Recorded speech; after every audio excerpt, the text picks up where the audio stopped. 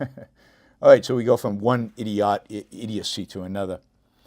Okay, so as you know, Trump placed 25% tariffs on automobiles and automobile parts coming into the United States. This is made, I mean, why? National security has nothing to do with this. I mean, no tariffs have anything to do with national security. What else? Is this going to generate revenue? Well, some, maybe, not a lot. Nothing that's going to affect your checkbook. Is this going to shrink the deficit?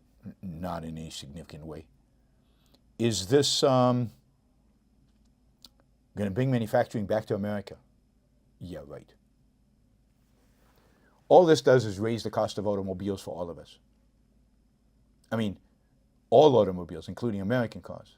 But certainly, if you like your Japanese car, you like your Korean car, you like your German car, you like your Swedish car, they're just going to cost a lot more money now. A lot more money. And companies are not going to move in mass to produce cars in the United States. Because the reality is that people are just not are going to buy fewer cars.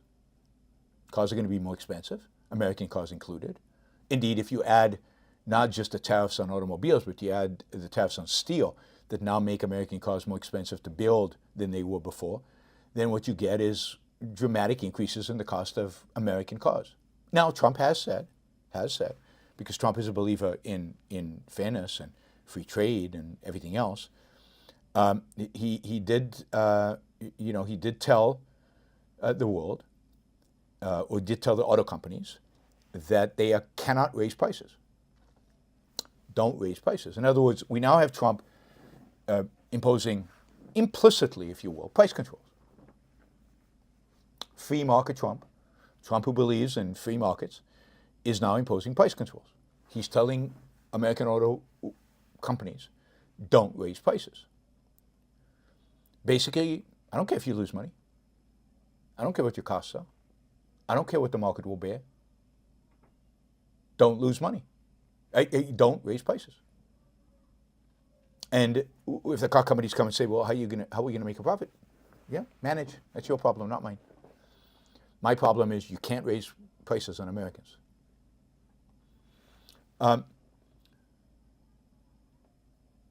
This is not going to lead to a dramatic change in the way cars are built. It's going to lead to maybe a recession. It's going to lead to certainly significant declines in demand for cars. You know who's going to benefit from this? If you bought a Mercedes or BMW or a Lexus over the last year or so, your used car now is going to go up in value. Anybody who owns foreign cars of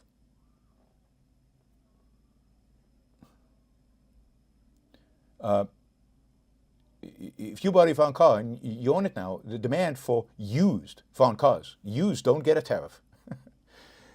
Used cars are going to go up in value. And people are going to hold on to their cars longer. And demand for new cars is going to plummet because prices are going to go up. And, people like Edward on the chat, and I'm going to call him out, right? I mean, Edward is, like many people out there, is infected with Trump's zombie syndrome. Like, if you had told somebody like Edward, there will be a president, like a year or two ago, there will be a president that puts tariffs on steel and cars and tariffs everything from Canada and from Mexico and claim that he's for free markets, you would have said, that's insane, that's crazy. But Trump said that. Trump said Trump did it. Therefore, it must be good. It must be good.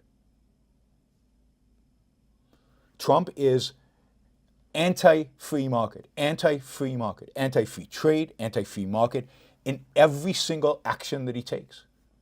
There is no action that he's taking that is pro-free markets. In every thing that he says and the way that he behaves and in his tax policy, in his spending policy, he is anti-free market. And to say, but he said he's pro-free markets, well, so what? If I said I was a kangaroo, would you believe it?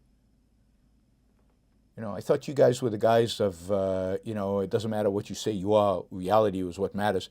Trump is anti-free market. He is basically an economic statist. And everybody knows it, right? Except the MAGA, right? Except a tiny little, a fraction of the American people who worship Trump and worship every word he says. Everybody out there knows it. And some people basically say, yeah, we know he's not free market and free markets are bad. But some people have still a tone, right? They still hold to the free markets and they hold to Trump, and they've got to find a way to integrate the two. There is no integrating the two. The guy is a through and through statist.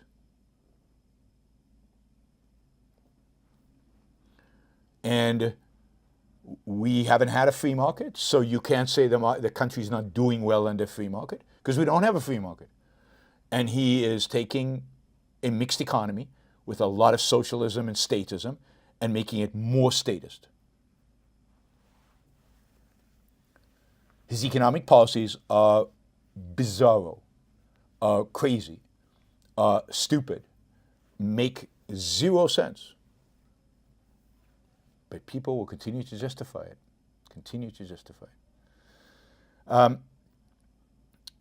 Interesting, right? So they raised tariffs on steel. And the idea, if you raise tariffs on steel, more people will buy American steel. You'll create American jobs in steel companies. But you also raise tariffs on automobiles. If you raise tariffs on automobiles, demand for automobiles will decline, even domestic ones, because prices will go up, and they'll need less steel. Confusion. What is going to happen? Is employment in steel companies going to go up or down? Well, we've got at least a short-term answer we already have. Cleveland-Cliffs, one of the largest steel manufacturers in the United States, has just announced that they will lay off 1,200 workers because tariffs have reduced demand for their steel. Not steel tariffs, automobile tariffs, other tariffs have reduced demand for American steel, and therefore they're laying people off. Indeed, the exact opposite of what all these economic morons claim will happen. The company says that it plans to idle some operations at its Dearborn, Michigan plant due to falling automotive demand.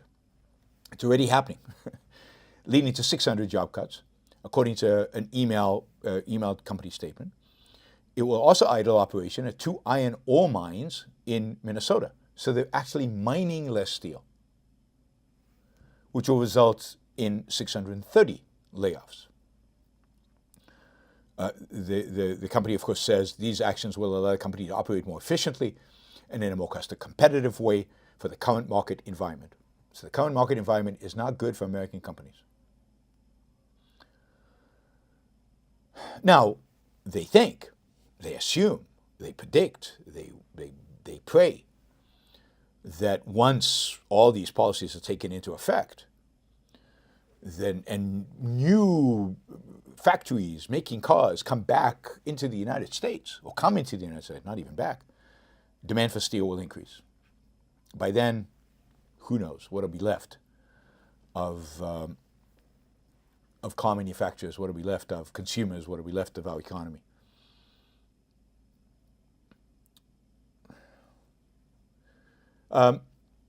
J.D. Vance in Greenland was on a roll, so he was also asked about the tariffs.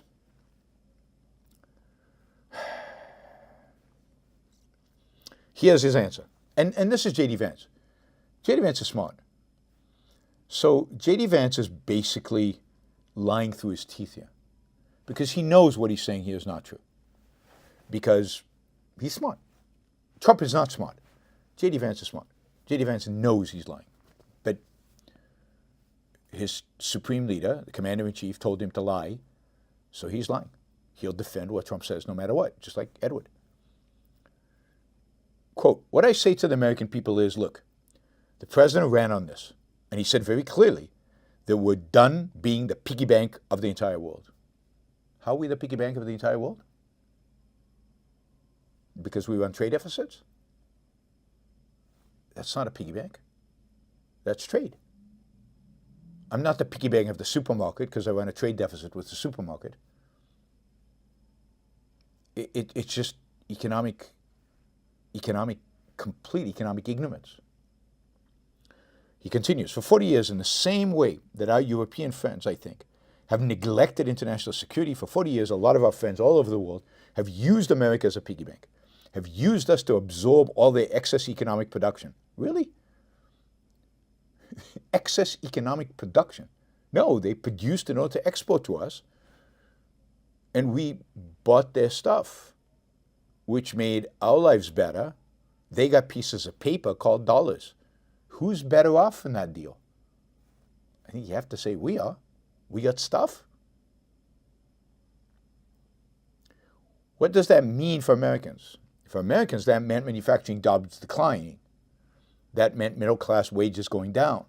That meant whole towns that have been hollowed out, empty factories. And that means in America that is less safe because our manufacturing isn't as powerful now as it was 30 years ago. I've got all these brave Americans in front of me and a few behind me too. We've got to send, if God forbid, we have to send Americans to war. We want them to have weapons, the best weapons in the world, that are manufactured in America, not in China. No American weapons are manufactured in China. None. The way to do this is to rebuild the American manufacturing sector, the days of America being a piggy bank of the world, the days of closed factory. Yeah, repeat the piggy bank over and over again, and maybe somebody will stop believing you. Well, I guess no, Edward already believes him. The days of closed factories, the days of people not being able to get a middle-class job in the country, they're over. And yes, that means we're going to have to fight back even against some of our friends and their unfair economic practices. But in the long run, the long-term consequence of this is going to be higher wages, more manufacturing, and more economic security for the American people. Now, this is so ignorant on so many different levels. For example, U.S. manufacturing output is at a record high. We're manufacturing more stuff today in America than we ever have in history. Jobs have declined in manufacturing, not because they've gone overseas, but because of automation. We produce more stuff with a lot fewer people, just like we do in agriculture. We produce a lot more food today than we did 100 years ago, but with a lot fewer people. That's what it means to increase productivity. The real problem is, as those of us who actually believe in free markets understand, the real problem in America is too much government spending, too high taxes, too many regulations. And that's across the board at the federal level, at the state level, at the local level. That's not China's fault. It's not our allies' fault. It's not Europe's fault. It's not people who are running trade deficits with us. If you want more manufacturing, it's easy. Get rid of the regulations. Get rid of the taxes. Get rid of the controls and slash government spending. Much of the hollowing out of the Rust Belt did not happen because jobs moved to China. The jobs moved to Texas and Florida and Georgia and South Carolina, where they build lots of cars. Why did they build cars in South Carolina? They used to build all the cars in Detroit. Why South Carolina? Fewer regulations, no labor unions. Simple. So why are some parts of America booming and flourishing and jobs being created and shortages of employees, and other places look like dumps? I guess Dearborn, Michigan, which is supposedly hollowed out. Why is the Rust Belt hollowed out? Because they overregulate, because they overtax, they overspend, and they create disincentives to build there. So people go build somewhere else. one thing I can guarantee you, and look, you will come back at me in a year, 2 years, 5 years, 10 years, whatever. Tariffs are only going to make it worse. They already have started making it worse, as I showed you. Jobs are being lost already, and wait until we start seeing significant layoffs in the auto industry. Now, Trump will threaten the auto companies. He will try to threaten them into not laying anybody off. But I don't think they can survive if they don't lay people off. So just watch. Tariffs are going to make things much, much worse. They're going to raise costs. They're going to cut inputs, and they're going to slow growth. And these industries are all going to suffer. Manufacturing is not coming back to the United States, not in the way people expected. Jobs certainly are not coming back to the United States. If manufacturing comes back, it's robots that are taking those jobs.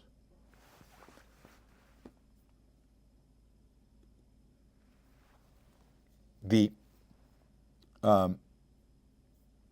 people, I mean, it really is. I mean, it's easy to look back and say Obama, Biden, the left generally has no concept of economics, and their economic policies and the policies of the government, the economic policies of the government are just horrific. They have no understanding. And Republicans, they have a better understanding. They're still bad, but they have a better understanding. Not anymore.